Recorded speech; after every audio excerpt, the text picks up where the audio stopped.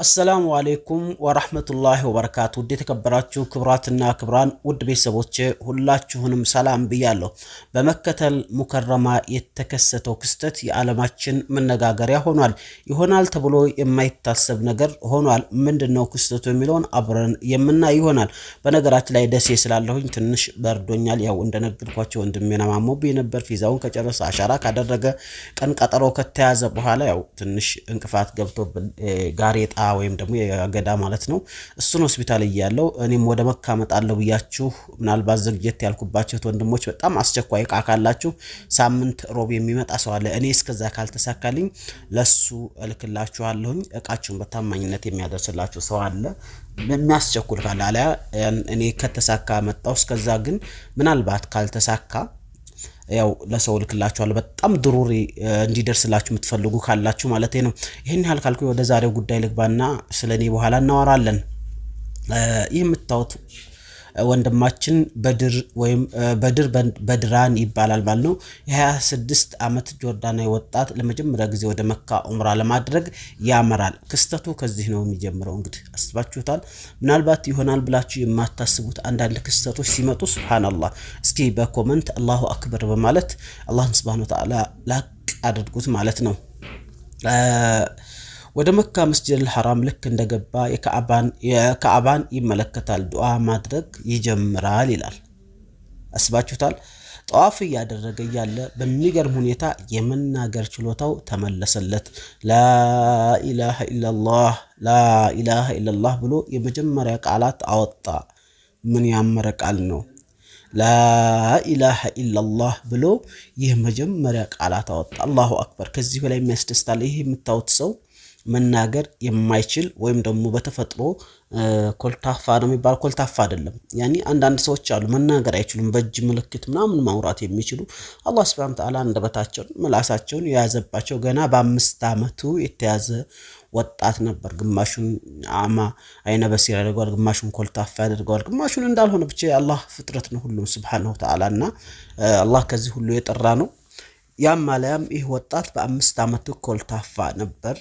መጨረሻ ላይ ግን አላህ Subhanahu Wa Ta'ala በሴት ሌላም በነገራችን ላይ በጣም የሚገርም ታሪክ እነግራችኋለሁ። ሌላም ብዙ ታሪኮችን ከዚህ ከመካ ጋር የተያዘ የምነግራችኋለሁ ማለት ነው። ታሪክ ሳይሆን የሆነ ድርጊት፣ ትክክለኛ ድርጊት ነው የምነግራችሁ።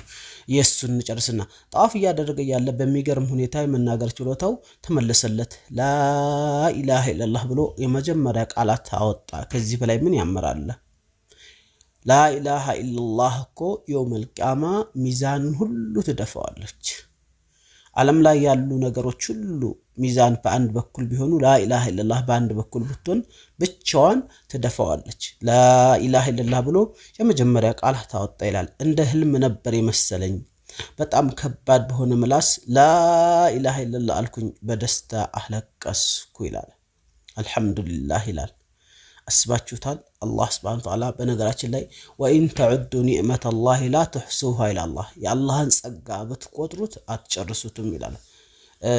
አንዳንድ ጊዜ ምላሳችን መናገር የፈለግነውን ተናግረን ለማሳመን እንድንችል አላህ የሰጠንን ጸጋ አናስታውሰውም።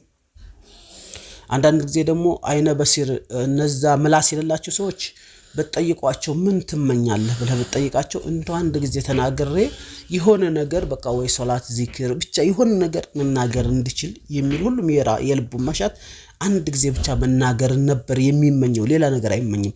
አሁን አላህ እንዲያደርግልህ ምን ትፈልጋለህ ብትል አይነ በሲር ሆነው ደግሞ አንድ ጊዜ ተገልጣለይ ዱንያን አይቻት ወይም ደግሞ የሆነ ቁርአን አንብብ ብቻ የሆነ ነገር ሁሉም ያው የራሱ የልቡ መሻትና አላህ እንግዲህ እንደ ተፈጥሯችን ስለሚላይ ሁሉም የልቡ መሻት ይናገራል። አይነ በሲር ሆነው እግሩ ቆማጣ የሆነውም እንደዚሁ፣ ሌላም በቃ በበሽታ የሚሰቃይ የተለያየ የማይለቅ በሽታ ተላላፊ በሽታ ተያዘም ሰው አላህ ይጠብቀንና አንድ ጊዜ ጤናዬን ሰጥቶኝ እንዳድርጌ ነው የሚለው።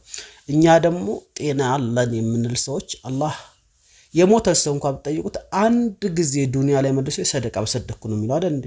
ረብ ርጅዑን ለዓሊ አሰደቅ ነው የሚለው። የሞተ ሰው እንኳን አላህ ሆይ መልሰኝ እባክህን አንድ ጊዜ ልሰድቅ አንድ ጊዜ ብሎ ይመኛል። እንኳን እኛ በህይወት ያለን ሰው ማለት ነው።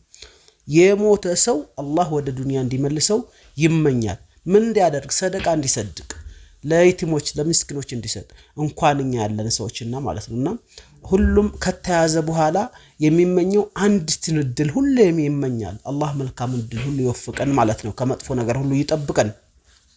ይህ ሰው ላኢላሃ ኢለላህ እያለ ከዛም አልሐምዱሊላህ ይላል። በድር በህፃንነቱ በደረሰበት አደጋ ከ5 ዓመት እድሜው ጀምሮ የመናገር ችሎታውን አጥቶ የነበረ ወጣት ነው ይላል። ቪዲዮውን እንዳላሳያችሁ ኮፒራይት ሊሆን ስለሚችል ማለት ነው።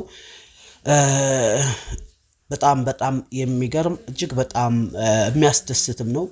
በነገራችን ላይ ሐረም መካ ለመሄድ እድሉ ያላችሁ ሰዎች እዛም ሳውዲ ሆናችሁ ነው ከኢትዮጵያ እድሉን ተጠቀሙበት። ምክንያቱም በርካታ እናት አባቶች ዓለም ላይ ያሉ ውድ የአላህ ባሪዎች ውድ የአላህ Subhanahu Wa Ta'ala ደጋግ ሴትና ወንድ ባሪያዎች እንደው አንድ ጊዜ መካ ደርሼ አንድ ጊዜ መዲና ደርሼ በሞክ እያሉ እየተመኙ ይሄን እድል ያላገኙ በርካቶች ናቸው። ምክንያቱም ጥሪ ያልደረሳቸው በርካቶች ናቸው። በርካቶች ትልልቅ አዛውንቶችን ብትጠይቋቸው በተለይ መካ መዲናን ትሩፋት የሚያውቁ ሰዎች ብትጠይቋቸው ምን ትመኛለህ ብትሏቸው እንደው መካ ደርሼ በሞትኩ መዲና ደርሼ ረውዳ ላይ ሰግጄ ከዘምዘሙ ጠጥቼ በሞክ የሚሉ በርካቶች ናቸው። እናት አባቶቻችሁን ዑምራ ማስደረግ የምትፈልጉ የምትችሉ 100,000 ምናምን ሺህ ነው። በጣም ውድ አይደለም። ያው ረመዳን ላይ የሚወደደው እንጂ ከዛ በኋላና ከዛ በፊት ምንም ውድ አይደለም። እንደ በጣም አትፍሩት ማለት ነው። በጣም ትልቅ ብር አይደለም። 2,000 ሪያል 3,000 ሪያል ባልሞላ የአላህን ቤት ማስጎብኘት ቀላል ነገር አይደለም።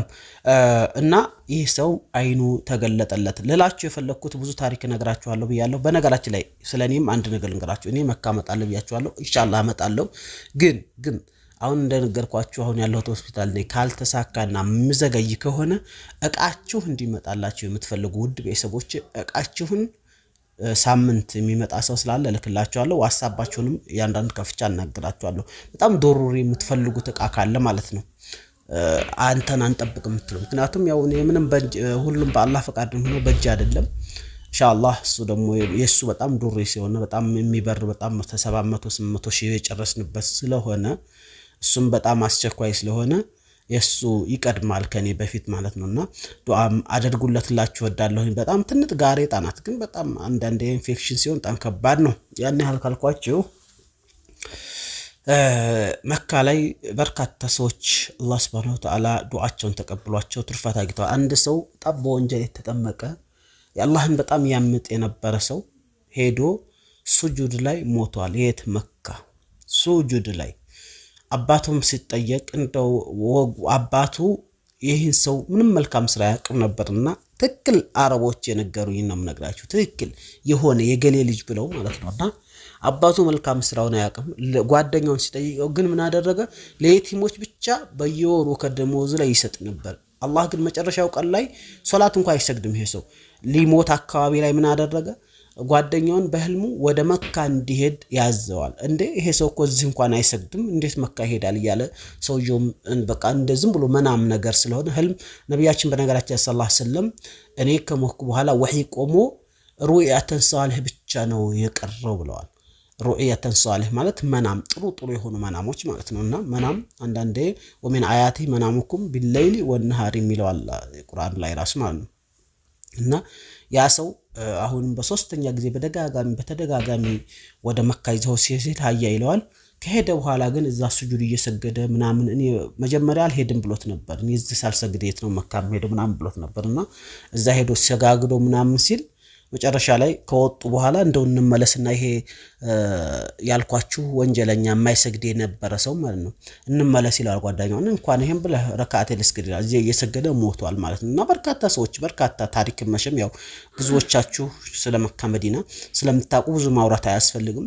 እና እዛም ያላችሁ ስትሄዱ ከልባችሁ ነይታችሁ ሄደዋል ለመባል ሳይሆን አላህ እንዲወፍቃችሁ ኸይረ ዱንያ ወልአኺራ። እኛ የሰው ልጆች ብዙ ጉዳዮች አሉን ከአላህ ጋር በጣም ብዙ ያላስፈጸምናቸው ጉዳዮች አሉን፣ ለዱንያ የሚሆን ለአኺራ የሚሆን በርካታ ነገሮች። ምክንያቱም እኛ ከአላህ ከጃዎች ነን፣ እኛ ደሃዎች ነን። አላህ ገኒዩል ዓለሚን ነው።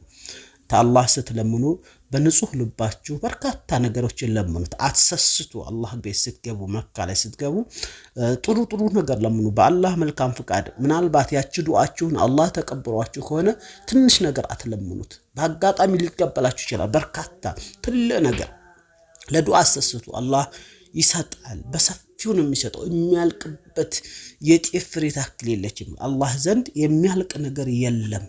አላህ ዘንድ ምንም ነገር አያልቅም። አላህ ሀብታም ገኒዩን አኒል ዓለሚን ነው። ከዓለማት የተበቃቃ ጌታ ነው። ስለዚህ ጥሩ ነገር አላህ ቤት ስትቆሙ፣ አላህ ፊት ስትቆሙ፣ አንድ እንኳን የመንግስት ባለስልጣን፣ አንድ እንኳን የበላያችሁ፣ አንድ እንኳን አሰሪያችሁ ፊት ስትቆሙ የቱን ያክል ተናንሳችሁ እንደምናወራና እንደምንለምነው ሁሉ አላህ ፊት ስንቆም ጥሩ ነገር ሰፋ አድርገን ተናንሰን ዝቅ ብለን አላህን እንለምነው። እርግጠኛ ሆኖ እንደሚሰጣችሁ እኔም እርግጠኛ ሆኜ የምነግራችሁ ይሰጠናል። ኢንሻአላህ አላህ ካለ መካ እንገናኛለን። በአላህ መልካም ፍቃድ ይህን ቻናል ሰብስክራይብ፣ ሼር ማድረግ እንዳትረሱ።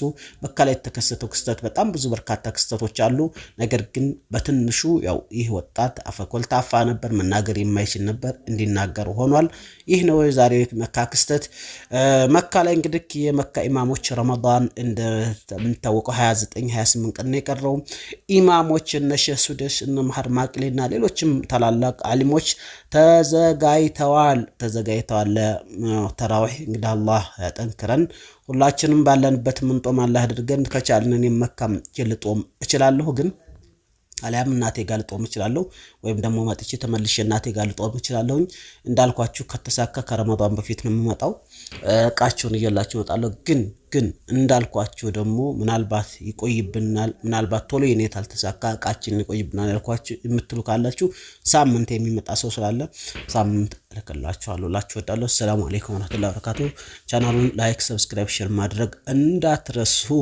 ጀማል ሚዲያ ዩቲዩብ ነው እያቀረብኩላችሁ ያለሁት። ደግሞ ጀማል ነኝ ከጀማል ሚዲያ ዩቲዩብ።